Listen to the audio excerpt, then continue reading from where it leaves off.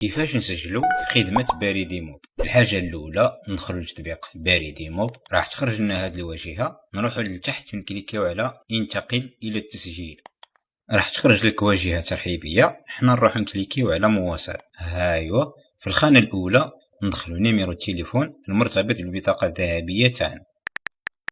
الخانة الزوجة ندخلو رقم البطاقة الذهبية، هايوا النيميرو الطويل هذا هو رقم البطاقة الذهبية. الخانة الثالثة ندخلو رقم صلاحية البطاقة، وهذا الرقم الصغير هذا هو تاريخ صلاحية البطاقة. هايوا بعد ما نكمل المعلومات تاعنا نكليكيو على مواصلة. في المرحلة هذه راح يجينا ميساج SMS فيه كود، نكوبيو الكود هذاك ونكتبوه هنايا. الخانة هذه ما دير فيها والو، راح اوتوماتيك من التطبيق يطلع اسم الهاتف تاعك اللي راك تخدم به دروك.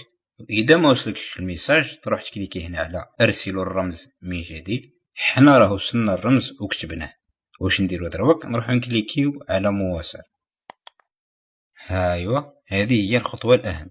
شوف الخانة الأولى حط فيها اسم المستخدم تعقل عليه باش يولي تدخل به تطبيق بريدي موب، مثلا حط الاسم واللقب تاعك.